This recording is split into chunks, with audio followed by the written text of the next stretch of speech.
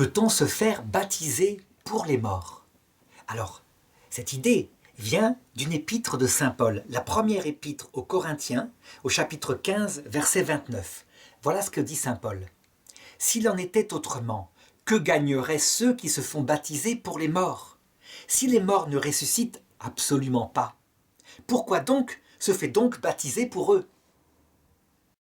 Eh bien, il faut le reconnaître, la tradition apostolique qui se transmet depuis 2000 ans de génération en génération dans l'Église catholique orthodoxe, dans toutes les églises fondées par les apôtres, a perdu le souvenir de ce que c'était ce baptême, se faire baptiser pour les morts.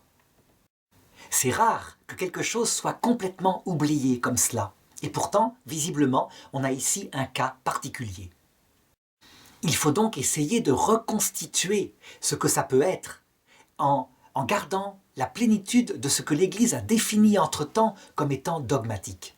Par exemple, premier dogme, après la mort, un homme qui est sans la grâce de Dieu, donc qui n'aime pas Dieu cœur à cœur, eh bien, il ne pourra plus jamais être sauvé. Après la mort, c'est trop tard. C'est un dogme du pape Benoît XII, dans son encyclique Benedictus Deus, enfin plutôt dans son document Benedictus Deus, qui l'affirme clairement dans le magistère solennel. Cependant, le dogme, c'est comme un repère précis, une sorte de théorème, et il faut remarquer que le mot mort n'y est pas défini. Or, la mort, si on se demande ce que c'est, eh bien c'est pas forcément la mort médicale, l'arrêt du cœur.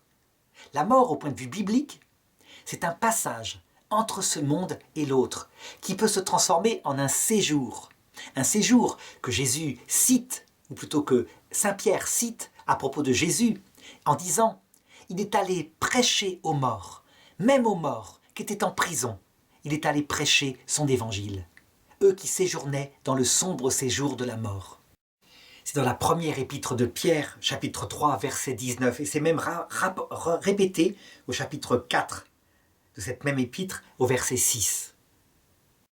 Donc, visiblement, il semblerait que Jésus, ou l'ange de Jésus, peut, dans le passage de la mort, proposer le salut, et donc le baptême, qui ne sera pas le baptême d'eau, ils n'ont plus leur corps biologique, mais un baptême de l'Esprit Saint, et que c'est encore possible.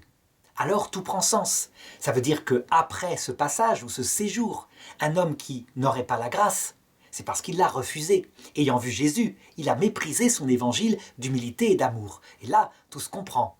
Après la mort, il est en état de pécher contre l'Esprit Saint, parfaitement libre, parfaitement lucide, parfaitement maîtrisé.